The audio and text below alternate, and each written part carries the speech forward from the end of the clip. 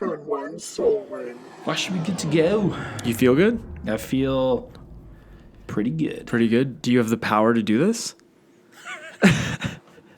It's morphin' time. Well, welcome to another episode of Turn One Soul Ring. I'm Kevin. And I'm Eric. Today on the show, we are going to be taking a look back at the world of Magic in 2019. Year in review. That's right. How was 2019? That's right. We're not going to be looking so much at the competitive scene and the meta and that kind of thing. I think we've talked about that a lot recently. Yeah. But we are going to be looking at products and new formats that came out. So, Happy New Year, everyone. This is, it's something else that happened this year was we started our show. That's true. That was a big one. That was it was almost 6 months ago.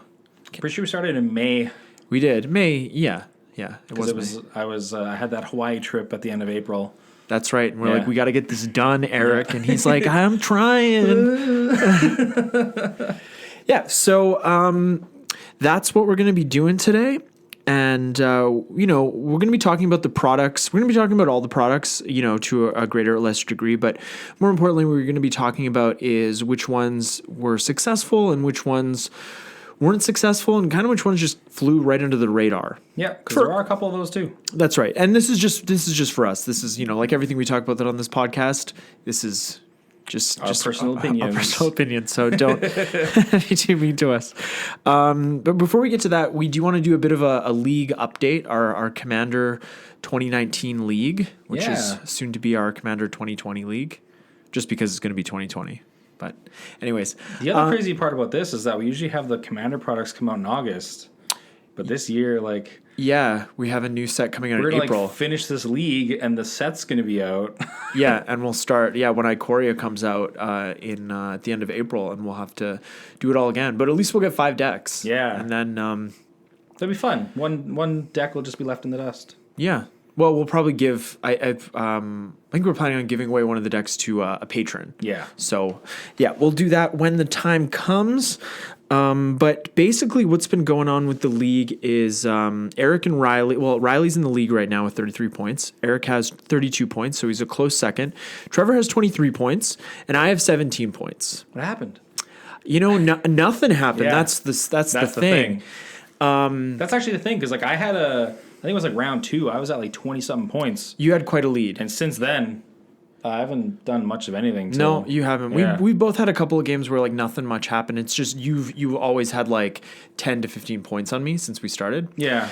But it's interesting because you and Trevor and myself have all changed commanders, and Riley's still using Kadena. Yeah. And I've switched to Atlapalani, Nest Tender. You switched to what's the name of that commander?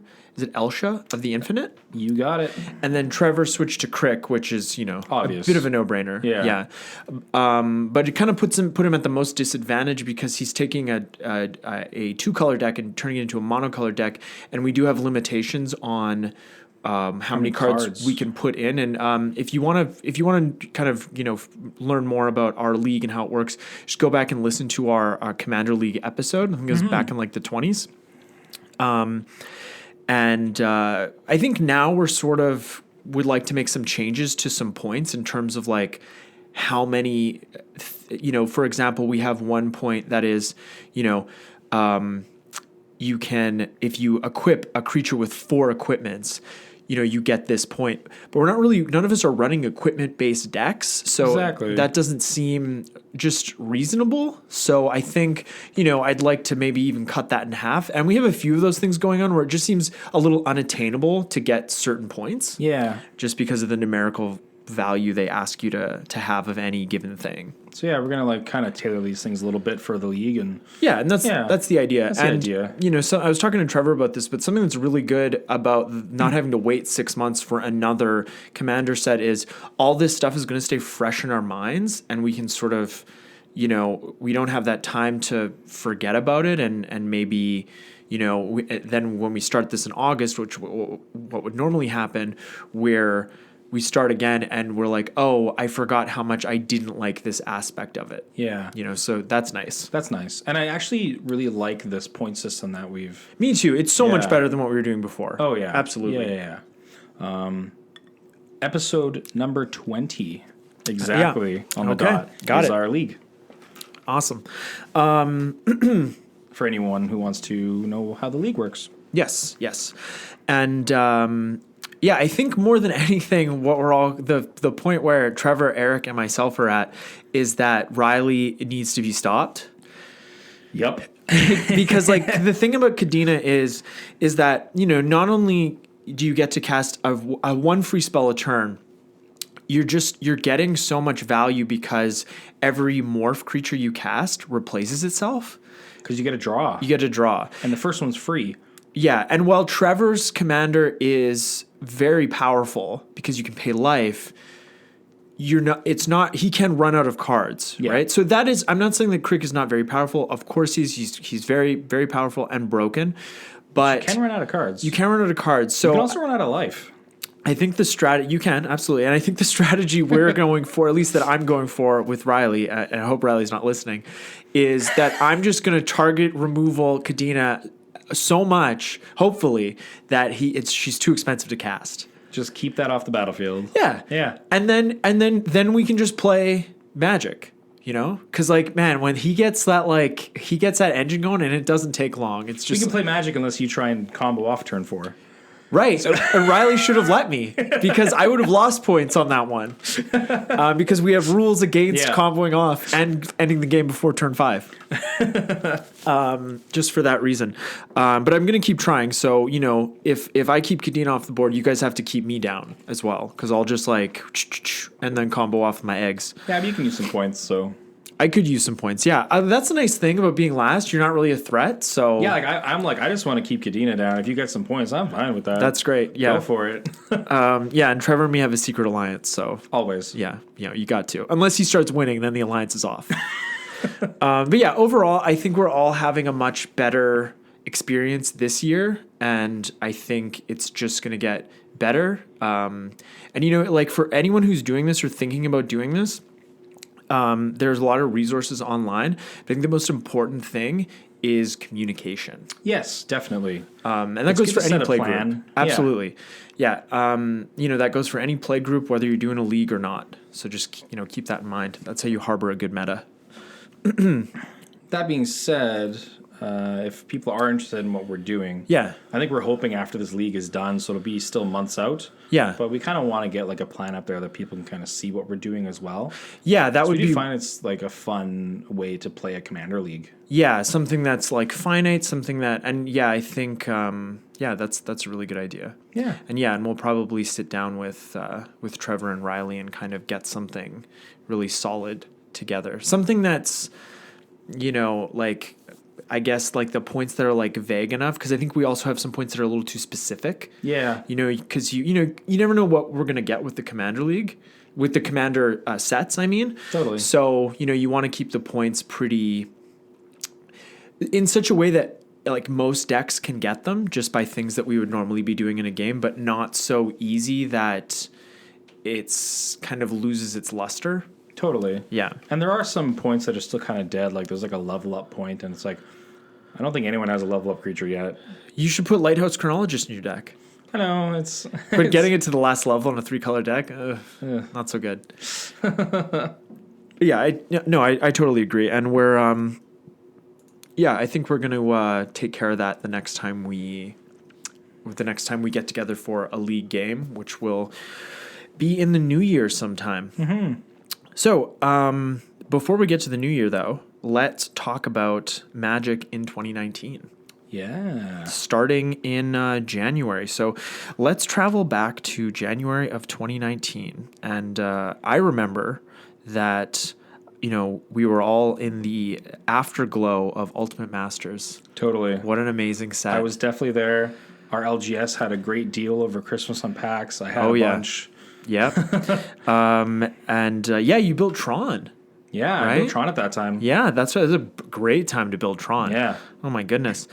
And it was just a great, it lived up to the name. It really was Ultimate Masters. It really did, and I felt like I personally ended up getting a bunch of packs and just keeping all the rares, and even like a lot of the uncommons just like actually have value, and so it was just a really nice set to open. There's a lot of like powerful cards in there. Yeah. And then as we saw, I still had some of those packs left when we did our Chaos draft. And just opening those packs, you just like, these are really good cards. Yeah, like every card, even the commons just for the draft. Like, the draft format was just great. Oh, yeah. Yeah. Yeah. Yeah, it's too bad we had so many packs of Masters 25. It was a cheaper pack, right? So yeah, no, I just like to make digs on Masters 25. Oh, yeah. So shortly after that wore off, we saw the completion of the Return to Ravnica block. Ooh, yeah. And that was Ravnica Allegiance. So, say what you will about visiting that plane for the third time, but Shockland reprints are always good for the long-term health of the game. They always are. And speaking of Shocklands, once Pioneer, or we'll get to it. Yeah. But Pioneer was announced. Those Shocklands are like up in price. It's crazy. Oh yeah, for sure. Yeah, they could like already use a reprint. Well, we need to go back to Ravnica again. Alrighty. So, along with Ravnica Allegiance, we got the second half of the new Guild Kit products. And both of these, both in 2018 and 2019, were a huge success. Yeah, so like these guild kits were really, really cool. Did you end up picking up any? I didn't, but I did pick up a few singles that at the time. Yeah. But because the reprints were like, you really got good value for them. Another thing that I liked about these sets was that they didn't do allied and enemy like they done in the other Ravnica sets. Yeah. Which is nice. And it kind of mixed things up, which like the draft format was a lot of fun for both these sets. Yeah, I feel that because it did mix things up more than in the past. And so we did have different like color combinations of sometimes just in a standard set for what was available. Mm-hmm. This was really cool. And then the guild kits, I actually really wanted to pick up one, and I just totally missed the boat. I wanted the Is It one, so from last year. I know it's not 2019, but whoa. 2018. Oh boy. But inside these guild kits as well, the lands are gorgeous. Yeah, that's right. They did those special basic lands. Yeah, and I really like these basic lands. Mm-hmm. I wouldn't mind maybe somehow picking some up, but yeah, these things are gorgeous. Yeah. In mid-April, we saw the release of Challenger decks again. And I actually wasn't aware that WotC was doing these until I saw them on store shelves at the time. Okay, yeah. I did see that these were coming around because there was the Arcane Tempo one. With the Is It deck. With the Phoenix. It had the Arcane Phoenix set. And that was at the time Arc Light Phoenix, not Arc Arcane. Light Phoenix, yeah. At the time, that was like $25-$30. Yeah, because it was seen playing Modern as well and That's stuff. right. So yeah, it was a really good card. But the Challenger decks, I feel, were good and also bad. Yeah. My complaint about them is that we have 4 Challenger decks. One of them is mono white, and one of them is mono red. So we have 2 monocolored decks out of the 4 decks that are just monocolored. Yeah. And then they have the black green and then the blue red. Right. So I wish there was something a little bit more because like mono white and mono red are both kind of like an aggro style deck, just in a different color. Yeah, I agree. Choose one, go for something else. Right, go for a different strategy. Yeah. So that was my kind of disappointment with what they did with the Challenger decks here. But they were made quite nicely. The Lightning aggro did have copies of Rekindling Phoenix.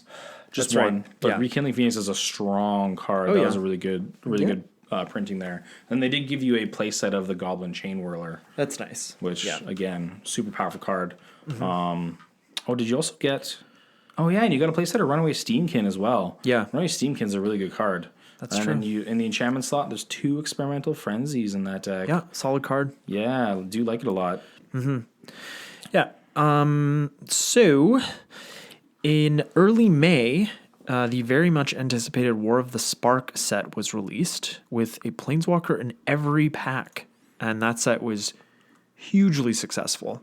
hugely successful. I drafted a few times, and it was a lot of fun to draft. It was pretty grindy, but that makes sense because of all the damage going towards planeswalkers instead of face.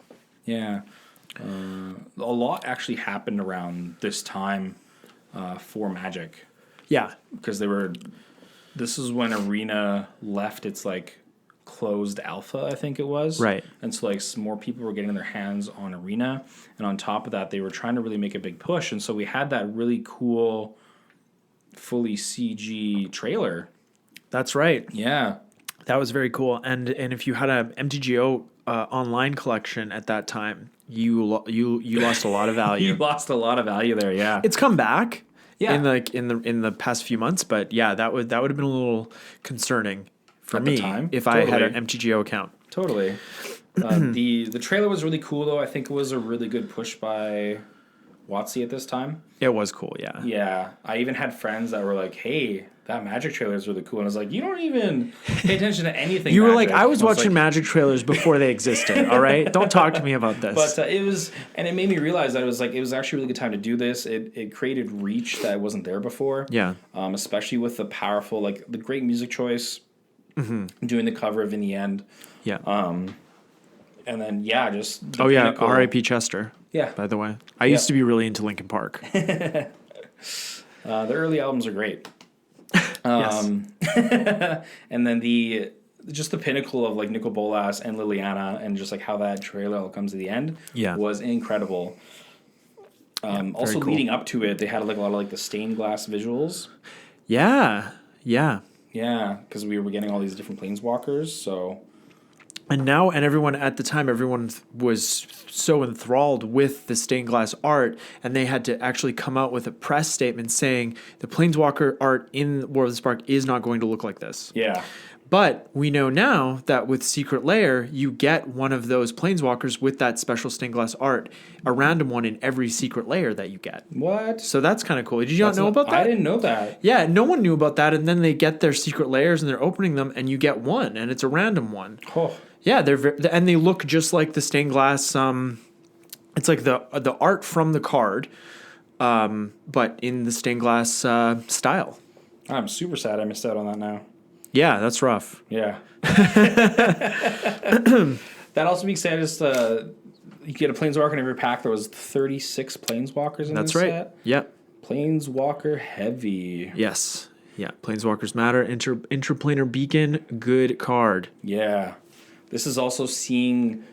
We had, for the first time, a couple other things with Planeswalkers. We had uncommon and rare Planeswalkers. That's right. They were always mythic before, but now the addition of... Originally they were rare in Lorwyn. They were the first time they printed, right. But that was before we had mythics, I think. Ooh. I'm not sure. We'd have to look into that. We'll have to look into that one. Correct us if we're wrong. Yeah, please. And then on top of the different rarities, there was also static abilities on these Planeswalkers. That's right. Very cool. Yeah. Yeah, and some of those were pretty nifty. They were. People were always complaining about how more powerful they were because now it's like an enchantment and a Planeswalker in one. And their loyalty was much higher in ratio to their mana cost. Yeah. Which makes sense for some of the uncommons because with the uncommons, you had to minus them. They didn't have any pluses. That's right. Yeah, so you could only go down. But with all the proliferate mechanics, even in draft, you could easily up their loyalty. Which is where a lot of the grind came from. Yes. Playing the draft format. Yeah. Absolutely. Yeah. It was interesting as well, though, because a lot of them did have, like, dual colors on them, so you could still, like, more easily splash. Right, they had hybrid mana costs. Yeah. And because they knew that Planeswalkers were kind of a powerful part of the format, it was really nice when they put the hybrid mana costs on them, because then you could still run these cards that you were getting in the draft. Absolutely. In your deck more easily. Yeah. Yeah. And like I know, like Karn, the Great Creator, you know, had a huge impact on Tron, but it also had an impact on Legacy, which is why it had to be restricted, banned. No, it was restricted in Vintage. That's where it was restricted. It didn't have it. It wasn't nothing. But even Narset Parter of Veils had to be restricted in Vintage as well. Yeah. So. Yeah, these super powerful Planeswalkers with their static abilities. And it's really the static abilities that made them so much more powerful. So with War of the Spark, we also saw 2 Planeswalker decks that were released, and they features Gideon and Jace as the flagship cards of the deck. We basically had no time to catch our breath after War of the Spark when Modern Horizons was released in the middle of June. Totally. So the first set that was specifically for Modern. That was really cool because we really didn't know how it would affect the Modern metagame. And if it would ruin the format, if it would make it more diversified. And, we know now that it didn't really, so far it hasn't ruined the format. It did ruin the format for a little bit because of Hogak. Yes. And the format morphed around that, but then we got those bannings, and I think it's evened out. And at least in our meta, we don't have the abundance of the Urza decks that are clearly being played at high-level tournaments. Totally. This was a very interesting time. There was a lot of excitement up to this set, especially for myself, because this is the first time these cards are being made for Modern. They don't have to fit into the standard rule set, so possibly they could push power levels of things to get them into the Modern format. Right, and that's what we were expecting. That's what we were expecting.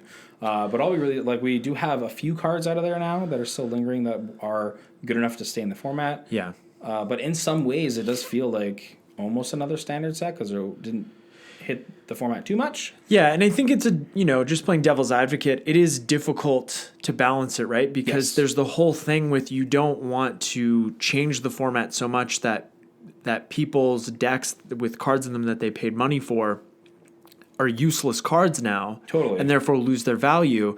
Because some people in that scenario will just stop playing, right? And they won't continue to buy cards. So that's a very delicate balance that you want to strike. And I also really appreciate the set because we got those lands, and the lands. Yeah, the enemy Horizon lands. Horizon lands, yeah.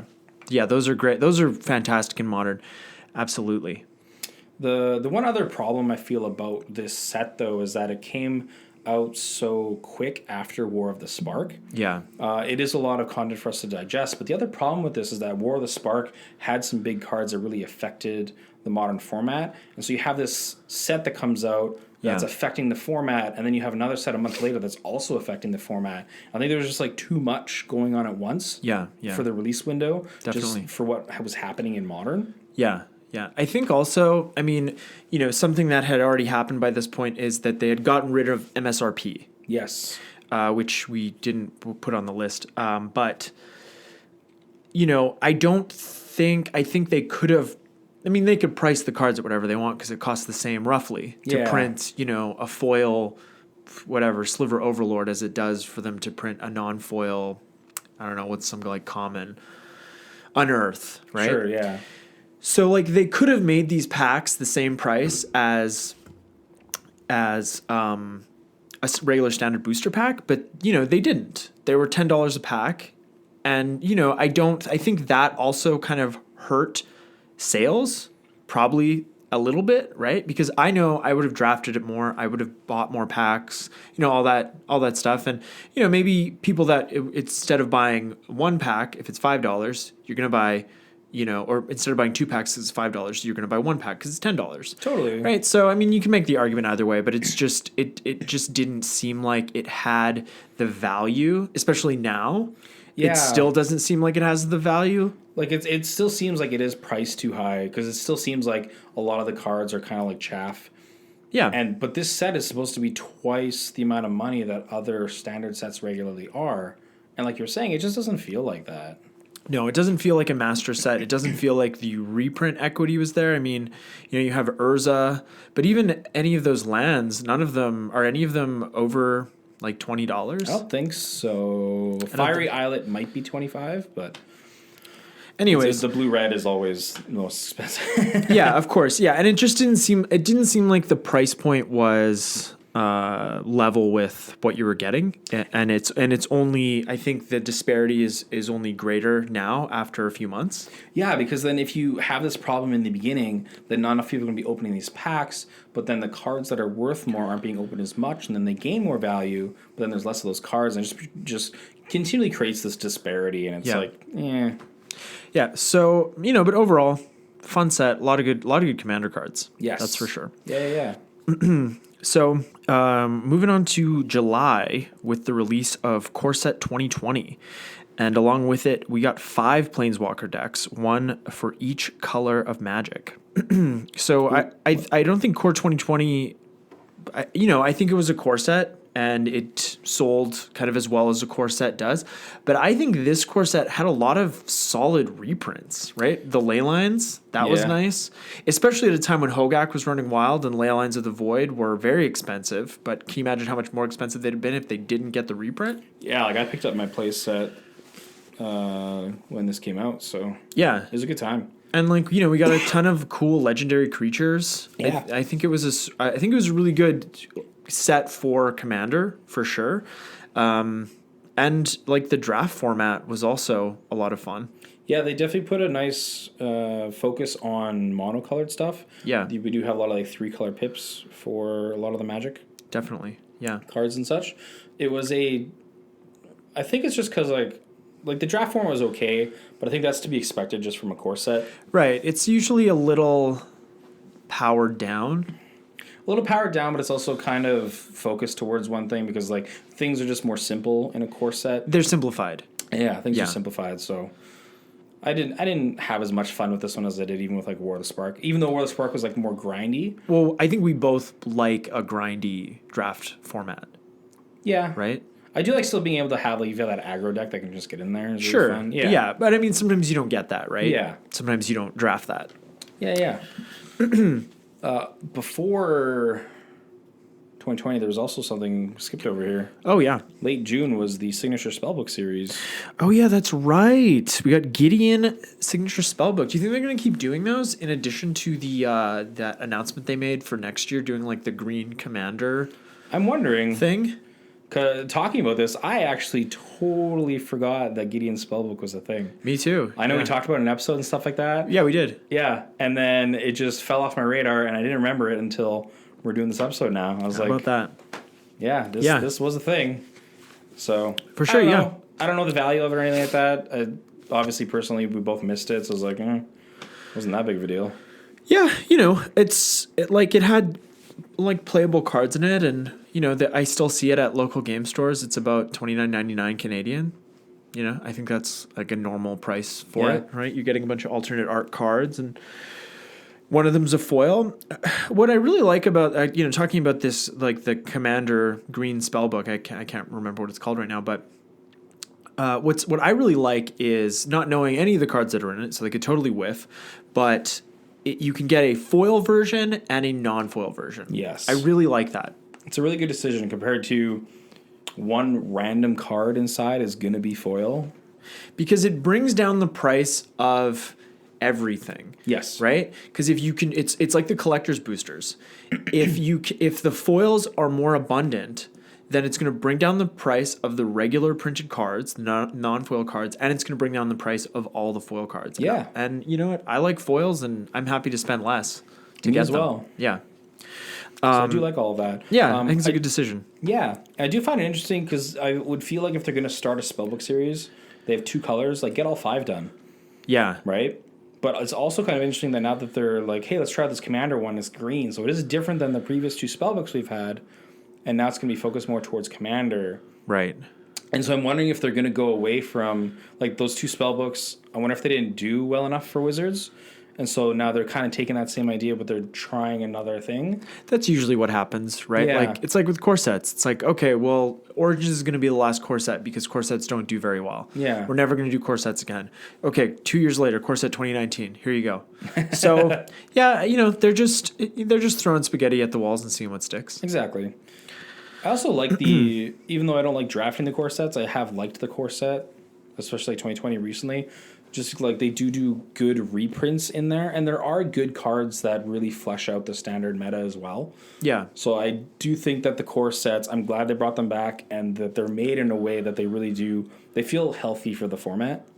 Yeah. Hopefully in the next one they reprint Vidalcan Ore or something, because that wouldn't wreck standard. No, not at all. Yeah. And it's still a card you could play in Standard. Right. Yeah. But it's just like, I think they see now, after 2019 with the Crucible of Worlds. Great example. Yeah. They see that they can reprint cards that aren't going to that aren't going to break Standard, but that are value reprints. Exactly. And that's important for the long-term health of the game. I think so too. So keep the core sets coming. Hopefully 2021 will be something else that we can be excited about. Yeah, just keep, as long as they have good reprints. Yeah. That's all Kevin's concerned about. Give me those reprints. So near the end of August, we got our previously annual Commander product with 2019. Yeah. And despite a lot of complaints about a lack of reprint equity, I thought these products were much better than 2018's. And the decks also played much better out of the box. I have to agree with you as well. So, like, us getting to play with the decks right out of the box, and also with how slowly in this league we're able to switch out cards compared to last time. Yeah. I think the decks were still much more powerful than what they were last year. Yeah, and much more synergistic. Yes, yeah. And each of them had a way to close out the game clearly, except maybe the Rakdos deck. Yeah. I think that deck had the most trouble closing out a game. Totally. But yeah, and the thing about the reprint equity, I think they did have good reprint equity. It would just spread out over a few cards.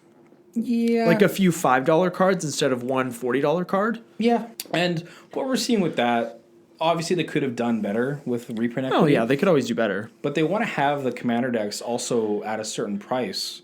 And if you're putting in too many good cards, then what we even see with previous commander decks is that the prices of them end up going up a lot. Yeah, or you get price gouging. Yes, exactly. Because we do see card shop LGSs will raise the price of the decks that have better reprints in them. That's something that you kind of have to really balance as well, because we don't want to be having these decks have too much of a difference in price, right? Absolutely.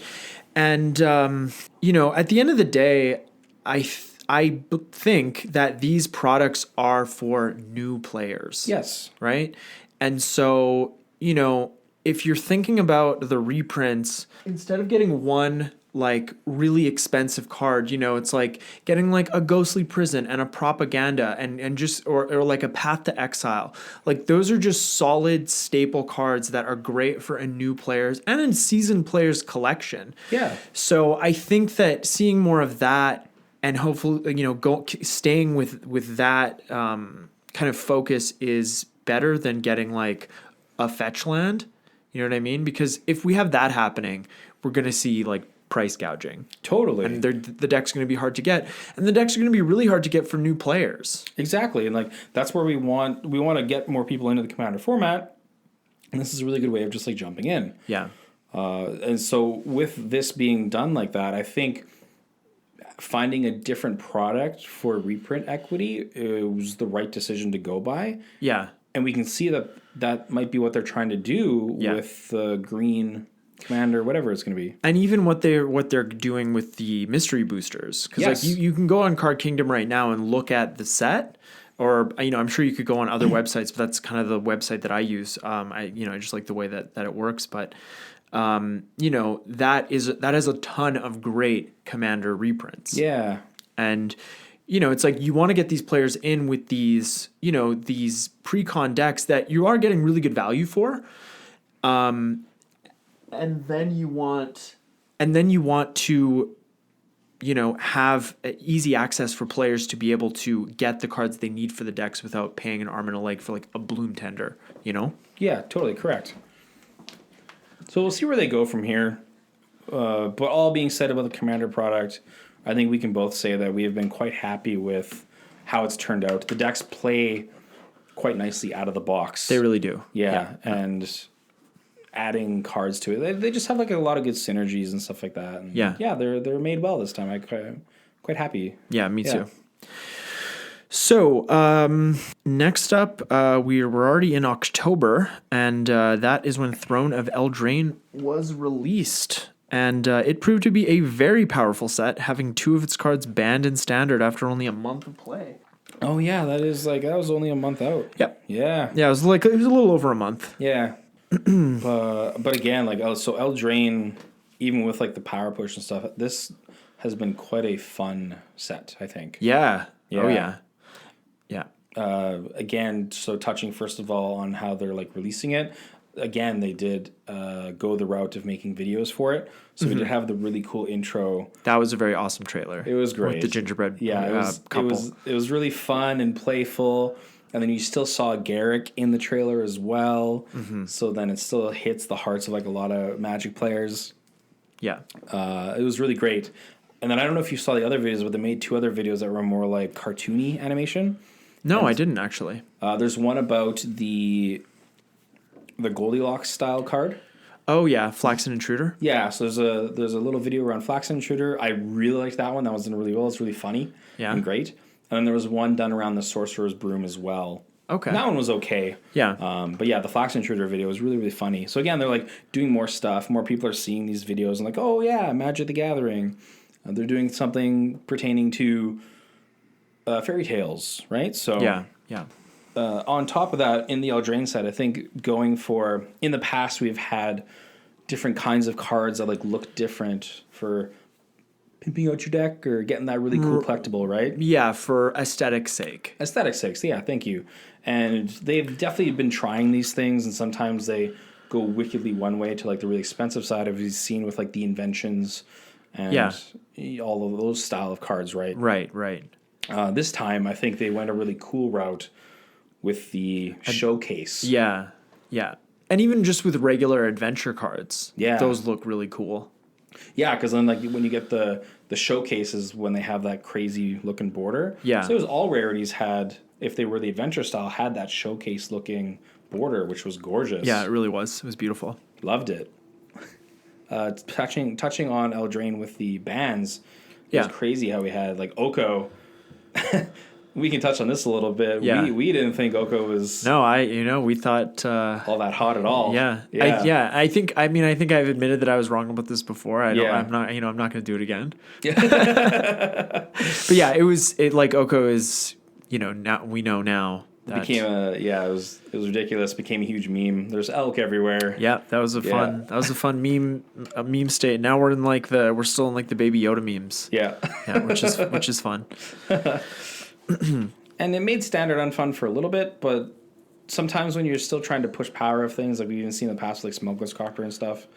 Yeah. Sometimes you get some like neat cards because like other cards may not see the design space at all because, when a card is kind of weak and stuff, it's just not as fun. So yeah, I did find Oko very unfun to play against, and I was happy it got banned. But there's still some other really cool cards we got out of the whole Eldraine set as overall. Mm-hmm. Yeah. So with the release of Eldraine, we also got 4 pre-con Brawl decks, and we've up to that point we hadn't seen pre-con Brawl decks at all. Yeah, at all. These are the first, and they were all there. They were helmed by legendary creatures, not planeswalkers. Yes, which is kind of fun, and those were very successful. They were. They sold really well, and they had a lot of good reprints in them. They did. Mm-hmm. There's good and bad, I think, of these Brawl products that they came out with. Yeah. Because there are cards that you can only get in the Brawl decks. Yeah, you could also get those cards in the Collector's Boosters, yeah. But it was like a single slot that could randomly be one of the cards from there. Right. And so when we have stuff like that, and then like all the cards in the Brawl decks are standard legal. Yeah. So you can actually use those cards in standard decks as well. Yeah, then the cards that are like playable in standard that are that level of rarity make them very expensive. Exactly. Like recently we saw with Mythic Championship 7, the winner he was running a deck that was running 2 Corvolds. Right. And that's the leader of one of the Brawl decks. Yeah, which is that and the Collector's Boosters. Those are the only places you could get those. Yeah. And then on top of that, we also had very famously the Arcane Signet. Yeah, that's still like $12. Yeah, and this is a card that is obviously very commander focused. Oh yeah. And the only way to get one was to get one from these Brawl decks. Yep. And so I feel like doing something that way is not quite the way. This is a brand new card. Obviously everybody wants this because this is now just a card that like, well, you might as well run it. Yeah, or put it in commander decks. Like I think we thought it might have been in commander decks because I seem to remember talking about that at the time. Maybe I'm remembering wrong when it was spoiled, but I thought, like that would be like an auto include in Commander decks. I think actually you're right, because we had those two very early ones. We had Tulane and Arcane Signet. Yeah. And we're like, ooh, Arcane Signet as well in the Commander decks would be great. Yeah. But no, it was just Brawl only. Yeah, so I agree. That's not the best way to go about releasing cards that everybody's going to want, or a huge portion of the player base is going to want. I also want to put up another thing and get your thoughts. What do you think of them making these cards like Arcane Signet that works so well? It's like, why would you not run this card? And now we have another card in the Commander format that's like, hey, I now have a Commander deck that's kind of less cards because I know this is going to be one of the cards in there no matter what. Well, I mean, you might not necessarily run it in certain monocolored decks, right? Like green. I think any mono deck doesn't really need this card. Well, but it really is still rampant. It really depends, like what kind of deck you're playing, like how fast you're playing, because it's better than it's sort of better than a 2-color Signet. I think it is, because if you're running monocolor, you can. So this still taps for the color you're looking for. Yeah, and like you put Felwar Stone in a lot of decks, right? Yeah. You'd put Cold Steel Heart in a lot of decks. I think it's sort of like, are there any decks where I don't run Sol Ring? And the answer is probably no. But I think there are decks and certain builds where you don't always put in Sol Ring. And I think, to kind of answer your question, I think when you're building a deck, don't just immediately, don't, like the first card you write down, don't write Sol Ring or don't write Arcane Signet. Like, I think players should just think more about, how each card is, what it's doing to get you to like the goal of that deck. Sure. So like I don't run Sol Ring in my Edric deck. And like I don't have an Edric extra turns deck. It's all about combat damage. And it's just that I want to get Edric out as quickly as possible. And Sol Ring does not help me do that. So for that reason, and other reasons, things like I don't have a lot of colorless pips in that deck, so it just doesn't make sense to run Sol Ring. But in other Edric builds, it does make sense to run Sol Ring. Sure. So I think it comes down to like what are you trying to do? You know what I mean? Yeah. But a lot of times for color fixing, if you're in 2, 3, or more colors, Arcane Signet's like, yeah, you should run it. Yeah, definitely. And that makes deck building a little easier and a little harder, because in that scenario you should run it and you run it, but that's one less card that you can run. But it is, and I guess it is in a way for those more mana intensive. Like if we have like a Wooburg deck, it is kind of a nice card to have in there. Totally, it makes the fixing a lot easier. Absolutely. Yeah. So. Yeah, I think they just should, make it more accessible and cheaper, and also same thing with Thought Vessel, because that card's too expensive. Yeah. So also to talk about the former was the collector's boosters. Yeah. That was a first. That's also another new thing that they're trying out. Yeah, and they plan to. It sounds like they're doing it with Theros Beyond Death as well. Are they? Yeah, it was very successful. So I think they're doing it again. Don't quote me on that, but cool. That's the buzz on the internet. Yeah, I think it went over quite well as well. Yeah, and at least with the card prices, like I said, I think it's good for card prices. Yeah, right, for people that don't buy them, but they still enter the marketplace and they make everything kind of cheaper.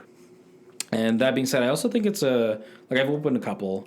Yeah, me too. Yeah, and I think it's actually a very fun kind of booster pack to open. It's so fun. Yeah. Just because there's so many good-looking cards and stuff. Yeah, exactly. If it's not foil, it's showcase, or it's the full art, like the box topper is what I was looking for.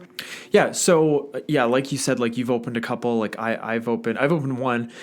But yeah, they're just tons of fun to open. Yeah. Just feel like a kid in a candy store. Totally. Yeah. Yeah, and the print run also wasn't super limited. Like I think they're still somewhat easy to get your hands on. So that's also nice. Because you don't want them to be too expensive. Well, that's the thing. If the print run was less, I think the price would start going up. Yeah. Yeah. And that's where it really becomes detrimental to what the point of the product is. Yeah. Like, it is quite a pricey booster pack in a sense, but a lot of the times you can still get like a decent value of it as well. Well, yeah, because when you're like with mine, like I definitely got. I mean, the showcase foil I opened was a $50 card, not to mention all the other cards I opened in the pack. Yeah. So like, I think most times like you do it seems like, and a lot of openings, it seems like you do at least get your money back. This is so far removed from the set release. So I mean, prices have fluctuated downward for most of the cards, but at the time you were getting good value, and like all it takes is one good pull, right? Exactly. And then if you are right in on the start of it, you get good value for your cards. And then later on, if you're just looking for foils and stuff, because so many have been open now, those single card prices are a lot nicer to obtain. Absolutely. Yeah. So I think it went over well. And it's like they say this, that they say this, and they said this with Ultimate Masters, and they said this with other products over the last year. It's that like every product is not for everyone. Correct. Yeah. Right. And I think you can see that in a negative light. You can see that in a positive light. Whatever blows your hair back. But like the collector's booster box. Whether or not either of us is in a financial position to buy that booster box, I know that for myself, it just doesn't have the value for me to buy it, right? Yeah. Like other Magic products have the value. Like the Commander set has the value for me to buy it, or single cards, or drafting, right? So it's just like wherever the value is for you, those are the products you buy. And so when they say these products aren't for everyone, that's how I like to take it. That's really something to really try and remember with a lot of these products, that they really aren't for everybody. And so don't, especially with like the Mythic Edition. The Mythic Editions, which were wildly overpriced. Yeah. It's still like, well, that's just not a product for me. That's Yeah. And they release so many products now. Like just look at the product list they have for 2020 coming up. Just the Commander products, like it's too many products for one person, for most of us to even be able to afford to buy. And most of us, we don't need that many products. You know what I mean? Like we've got so far 9, maybe 10. It's 9 or like 11 Commander decks coming out. We've got 5 with Ikoria, and then we've got 2 with Zendikar, and then we've got 2 with Commander Legends. So we've got 9 Commander decks coming out next year. That's a lot of Commander decks. That's a lot of Commander decks. Like, it took me a few years to even build that many Commander decks. So, it's just, I think the better way to look at it is that there are so many products now that that they're kind of trying to make everybody happy by having variety. Yeah. And you don't just have to get, it's not just standard set after standard set after standard set. There's more variety, more openness there. So you can really choose a product that is something you would like. Yeah, and that that you feel good spending your money on. Yeah, totally. And that's what you got to do. Just vote with your wallet. Yep. All right. Well, next up, we're already at November. Whew. I feel like it was just November. We had the 2019 game night, which probably came as a surprise to everyone listening to the show right now, because I certainly had no idea about it until I started making this list. Yeah. Me as well. This one really came in under the radar. Somehow I missed it, because last time with the game night, I ended up seeing it on Game Nights. Yes. Yeah. Me too. Yeah. Yeah, that's right, because it had Brian Kibler. So I was like, okay, I'm going to watch this. I love Brian Kibler.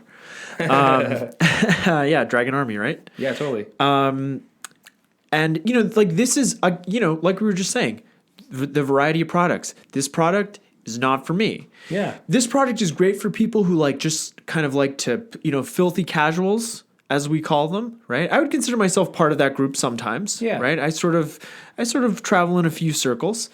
But, this product is great, just like the guild kits. It's great if you just want to keep those products together and maybe get all 10 guild kits, put them in a box, and then you just play with them with your buddies that maybe don't play Magic too often. Or these Game Nights decks are great for people that are just learning how to play the game. Yeah.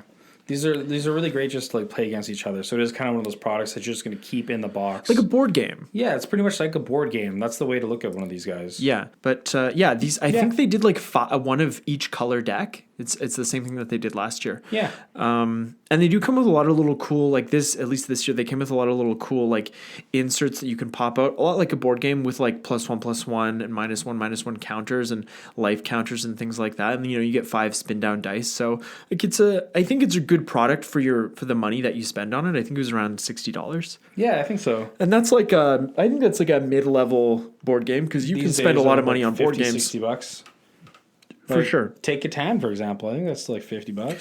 And that's just for the base Catan, right? Yeah. If you want to get the expansions, that's like $50 each time. Yeah. And then if you want to get the 5 and 6 man expansions, that's like another $30 on top of that. So I didn't even want to think about what I spent on that over the years. Yes. But it's like a commander deck, right? Like you build it up as you get more experience with it, and then you want something new. Slowly upgrade, Right? Yeah, it's like you don't just buy Sensei's Divining Top the first day you get into Commander. Like you work towards it. Totally. You earn it.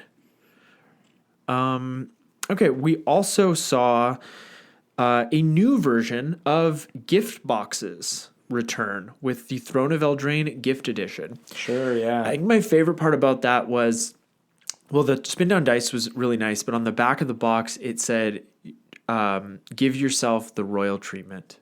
That was nice. I don't know who it came up with that copy, but it's good. Good job. Good job on that one. This is I have liked some previous stuff in the past, like the boxes to hold cards. And those boxes were really, really nice. Like Riley used one of those for the longest time, and they're really nice boxes. I actually have a couple of those from the Kaladesh one that I keep certain cards in, because then they come with a bunch of plastic dividers and then stickers and stuff for like sorting. They're also really good for a cube. I think in fact that's what Riley keeps his popper cube in. Yeah, exactly. Yeah. So really cool little boxes. And then they had the Pokemon style gift pack with boosters and like the spin down dice, and they had like the Kari Zev and the like the metallic Colossus or whatever it was called. I can't remember. I really feel like that product was a miss. Like it was swing and a miss. Yeah, that was not good, and people were not happy about that. I think what's great about this product is that it's about $75 ish. Yeah, it's $75. And so, like, the price of a bundle is These are Canadian, by the way. Yeah, we're talking Canadian prices. We're Canadian. The prices of a bundle are, like, after tax, it's like $55-ish here. And then with the, so you're getting a collector's booster, and that's another, like, $30. So you're actually getting, like, a good deal. Like, and, like, the box is really nice. Like, it's a nice, like, foil box. Yeah. And, like, you get a special die. You get a special die, so it is good value. And in my experience, you get a better drop rate of mythics and rares and foils in bundles. And I don't know if they do that on purpose or that's just been my luck with it. But yeah, I always like when a new set comes out, I always like to just like grab a bundle and have some fun opening packs. Cool, yeah. And they're nice boxes to keep cards in too. They are. What I actually do is, because the older boxes, that insert they have in the top, how it always falls out now? Yeah. And the old boxes don't do that, and the insert goes all the way around. Yes. What I do now is I take some super glue, or even a glue stick would work, and I glue the insert to the top of the box so that it doesn't move, because it drives me crazy. And the boxes also used to be tighter. Like, I've got this original Innistrad box that I use for like, a few different things, but man, like, you can pull that out of a drawer or a case or something, and like the bottom does not come out. And see, that's the new design. They have the slat there because they wanted them to be easier to open so they don't stick like that. But I actually like that a lot more. Me too. Yeah, of course, because that's how you're generally taking them out of... You're grabbing it from the top because that's where the lid is. Generally, yeah. And then if you have these ones, you grab the lid just comes off, now the box is in, then now you're like awkwardly sticking your hands where you have things stored, and like... It's a mess. Pain. It's a mess. Yeah. You should go back to the old design.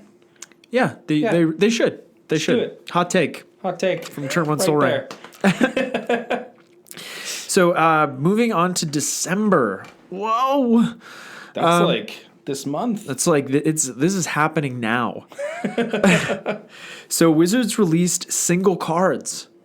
They opened a store where you could just walk in and buy single cards, and they were less than market value. Well, I mean, one of them was.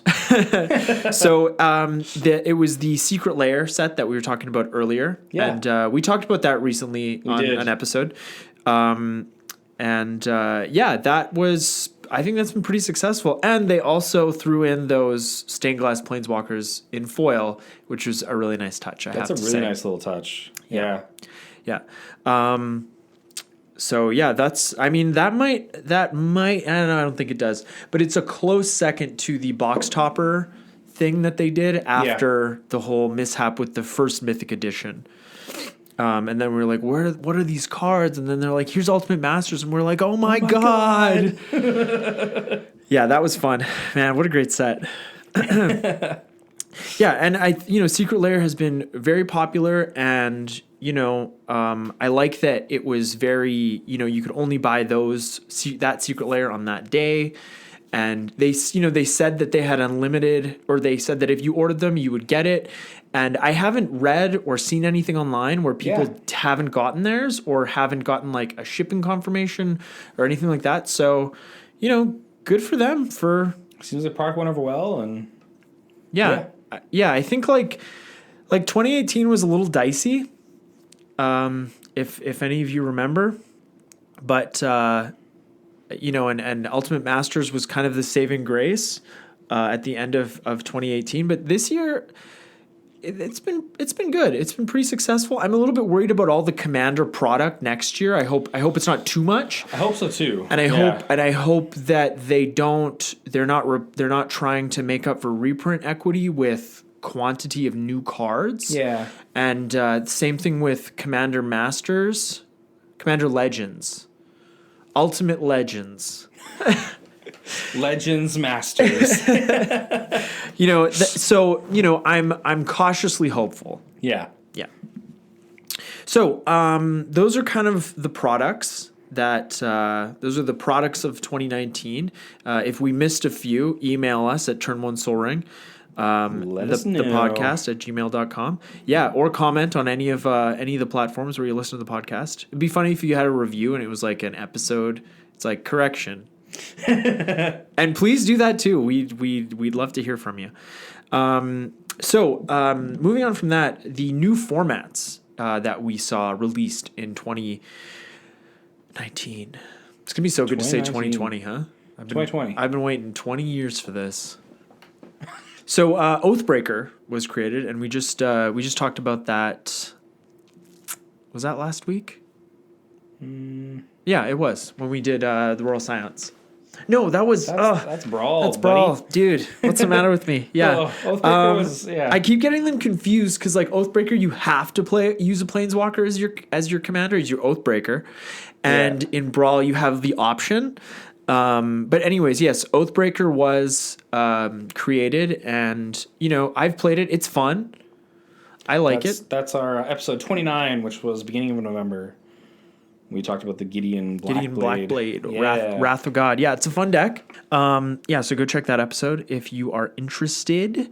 And also, Pioneer was announced by Wizards of the Coast early in... Was that at the beginning of November?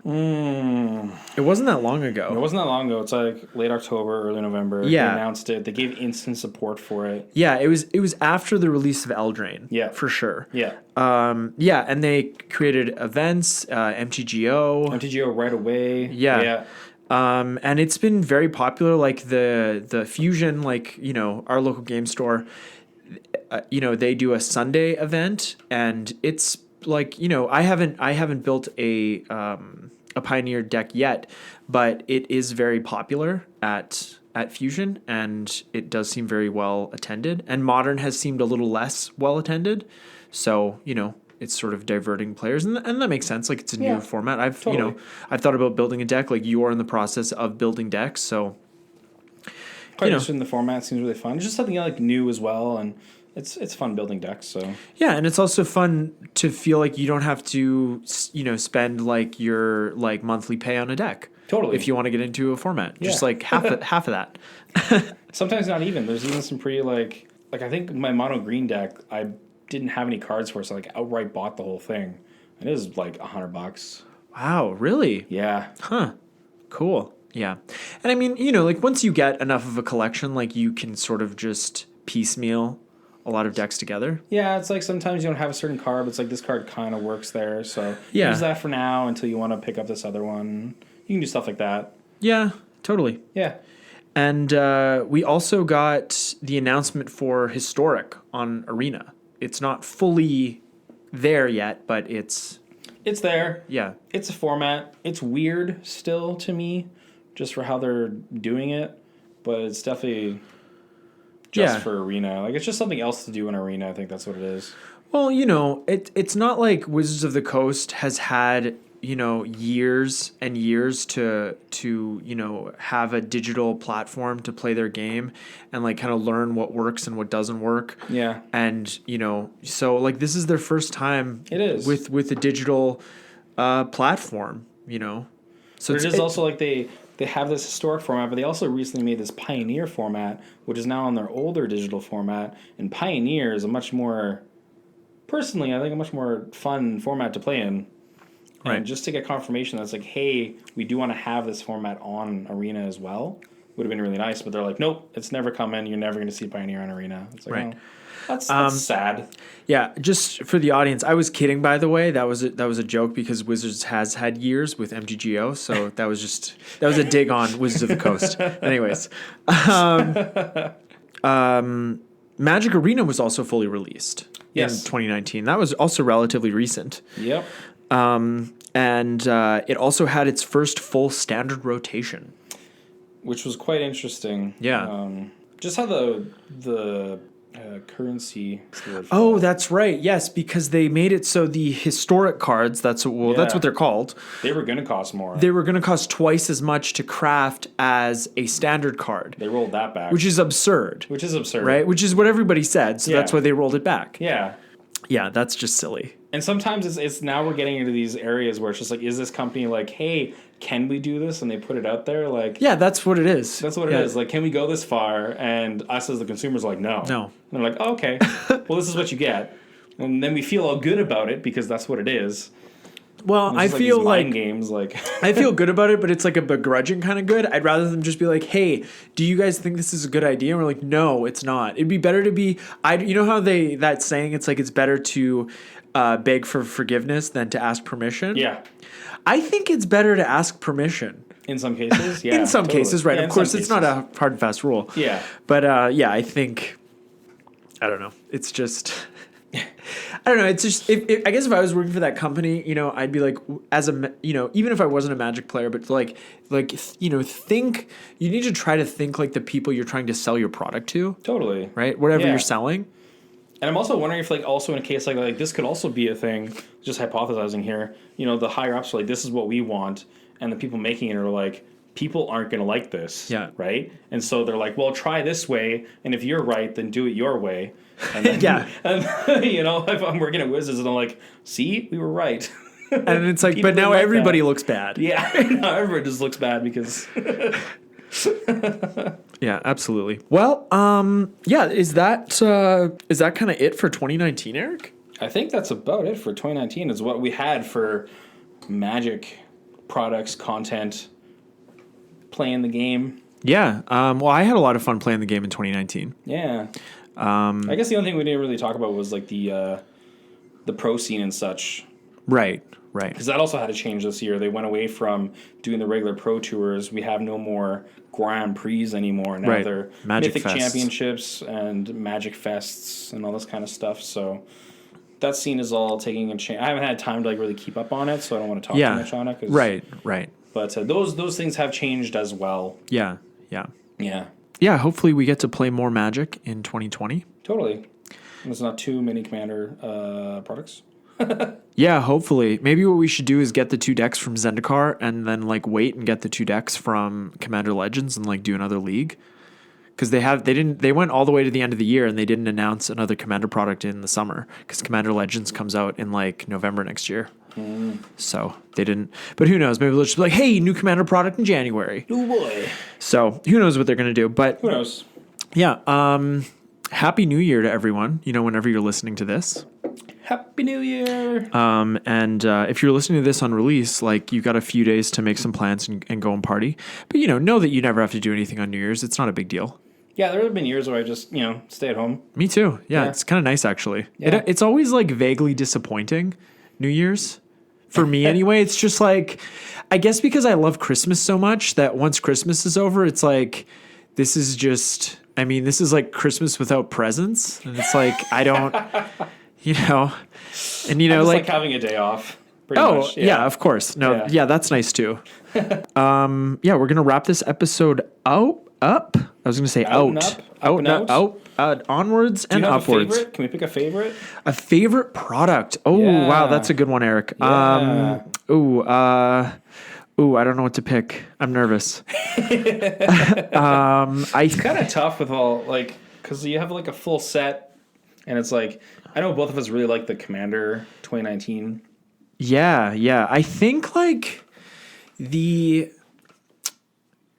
I think I would have to pick the gift bundle.